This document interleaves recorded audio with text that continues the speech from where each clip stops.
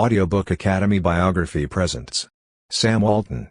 Founded by Sam Walton, Walmart is the world's largest corporation and the largest retailer in the United States. After working in retail management for several years, Sam Walton founded the first Walmart in 1962. Over the next 30 years, the bargain chain grew to become the world's largest enterprise.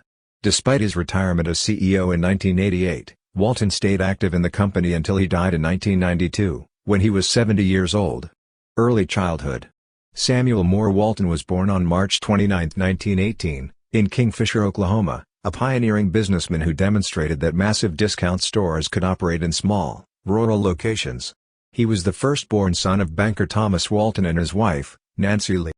Walton's family relocated to Missouri when he was a young boy, and he grew up there. Walton was an Eagle Scout and the quarterback of his high school football team. He was an excellent student and athlete.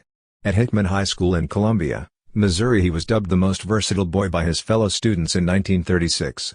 Walton attended the University of Missouri in Columbia after high school and graduated in 1940 with a degree in economics. Career start in retail. After graduating from college, Walton's first employment in retail was with J.C. Penney in Des Moines, Iowa, a company that was still rather tiny at the time. Upon his return to civilian life in 1945, Walton took a $25,000 loan from his father-in-law to purchase his first business, a Ben Franklin franchise in Newport, Arkansas. Walton had served in the Army as a captain in an intelligence unit during World War II. Walton and his younger brother James built up a 15-store chain of Ben Franklins in just over a decade. The chain's management, particularly its choice to dismiss Walton's urge for rural expansion, drove him to leave the company and start his own business. Creating a dynasty. Walton's first Walmart shop opened in Rogers, Arkansas, in 1962. Success came quickly. In 1976, Walmart had a market capitalization of more than $176 million and was listed on the New York Stock Exchange. Walmart's stock value had risen to $45 billion by the early 1990s.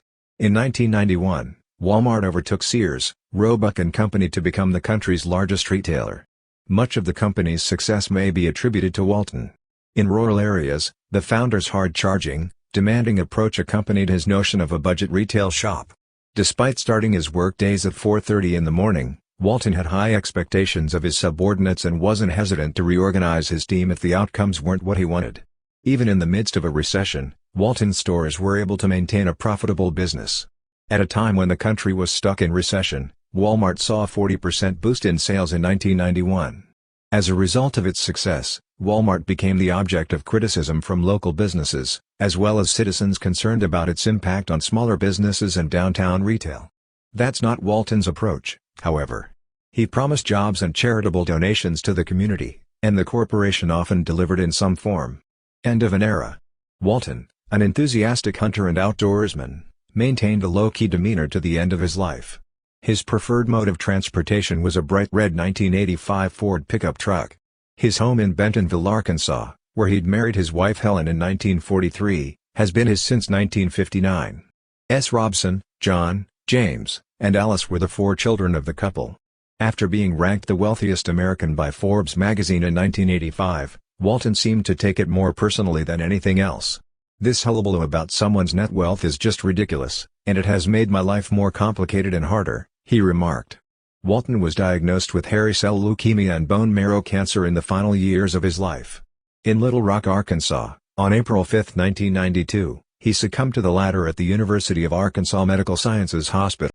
Walton was awarded the Presidential Medal of Freedom by President George H.W. Bush just a month before he passed away. Thank you for listening in Audiobook Academy. Don't forget to subscribe and smash that like button for more content like this. See you in next video.